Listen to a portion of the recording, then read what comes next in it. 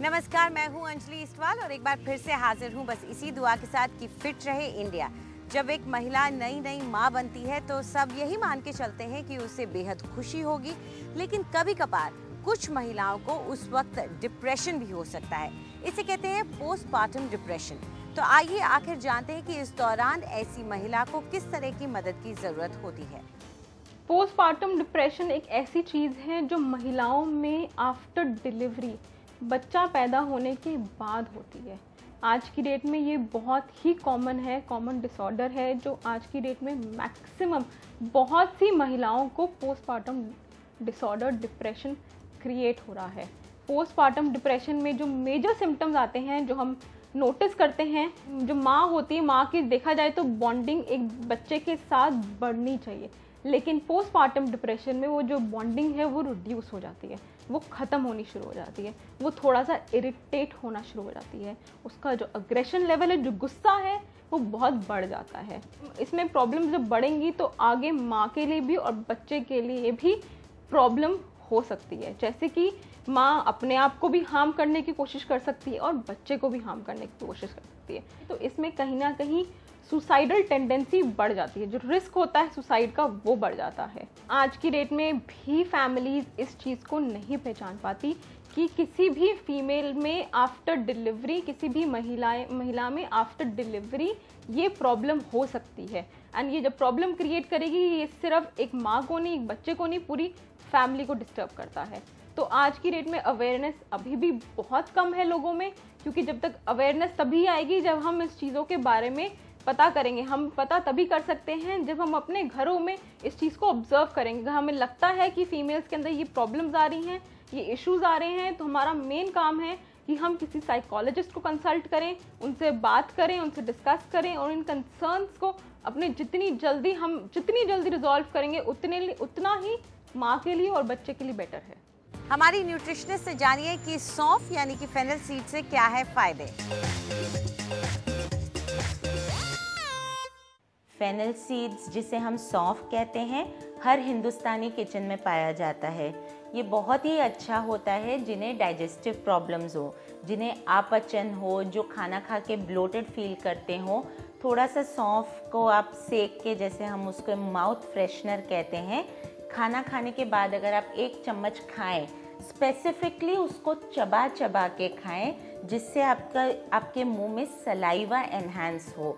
सौंफ एक कूलिंग प्रकृति का एजेंट भी है, तो जिसकी बॉडी में बड़ी गर्मी होती हो या फुंसी फोड़े निकलते हो, क्योंकि बॉडी में गर्मी बहुत है, उन्हें भी सौंफ का प्रयोग करना चाहिए। वो सौंफ का पानी पी सकते हैं, सौंफ की चाय बना के पी सकते हैं।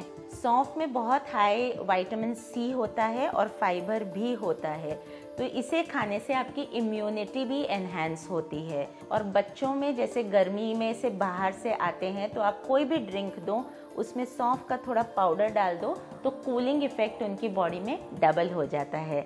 तो गर्मियों के दिनों में सौंफ का प्रयोग ज़रूर करना चाहिए। हमारी योगा एक्सपर्ट से जानिए क्या होता है एक्सटेंडेड स्ट्रेच पोस्चर और क्या है इसके फायदे। नमस्कार, आज हम पोस्चर करने जा रहे हैं, वो एक्सटेंडेड पोस्चर्स हैं जो हम दोनों तरफ करेंगे बॉडी के। इससे आपकी स्पाइन लेंथन होती है, इससे आपकी वेस्ट स्ट्रेच होती है और उसके साथ साथ आपकी लेग्स को भी एक एक्सटेंशन मिलती है, हैमस्ट्रिंग्स, और आपके मसल्स को एक एक्सटेंशन और स्ट्रेच मिलता है। अब हम देखेंगे ये पोस्चर कैसे करना है। सबसे पहले हम अपनी लेफ़्ट लेग को स्ट्रेच आउट करेंगे और जो राइट फुट है वो आपका ग्रॉइन की तरफ रहेगा, लेफ़्ट ग्रॉइन की तरफ। लेफ़्ट फुट को हम ऊपर फ्लेक्स रखेंगे। यहाँ से हम अपने लेफ़्ट हैंड से लेफ़्ट टो को रीच आउट करेंगे। अगर आप वहाँ तक नहीं टच कर सकते तो जहाँ तक पहुँच सकते हैं वहाँ तक पहुँचें। अपनी स्पाइन को लेंथन रखते हुए हम लेफ़्ट फुट होल्ड करेंगे। यहाँ से हम कोशिश करेंगे कि अपना लेफ़्ट एल्बो ज़मीन पे लाएं और राइट आर्म ऊपर लेके जाएं और ऊपर की तरफ देखें। यहाँ पे 3 से 6 ब्रेथ्स के लिए होल्ड करें। एक्सेल, इनहेल और रिलीज़। इसी तरीके से आप ये दूसरी तरफ भी करें। आज के लिए इतना ही। नमस्कार। डेंगू के बाद जोड़ों में होने वाले दर्द को नेचुरली कैसे कम करें, ये बता रही हैं हमारी एक्सपर्ट।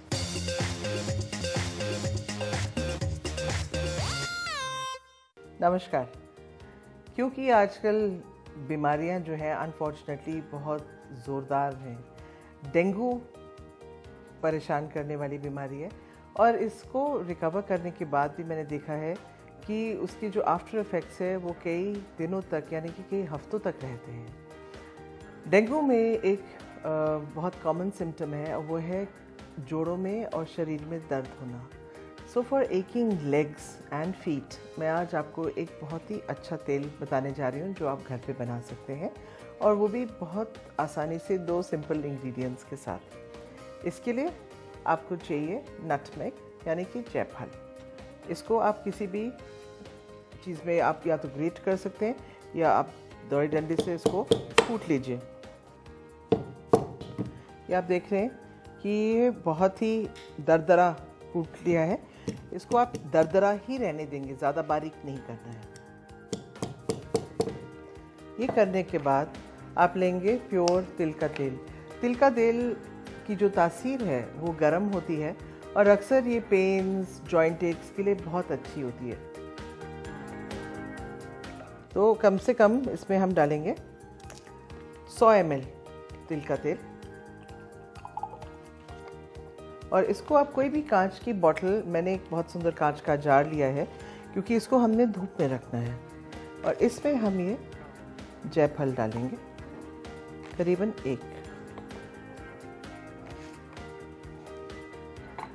इसको डाल के आप सील कर लीजिए एंड जस्ट मिक्स इट। ये आप देख रहे हैं कि दोनों चीज़ें बहुत अच्छी तरह मिक्स हो गई हैं, और इसको मिक्स करके आप कम से कम हफ्ता छोड़ दीजिए।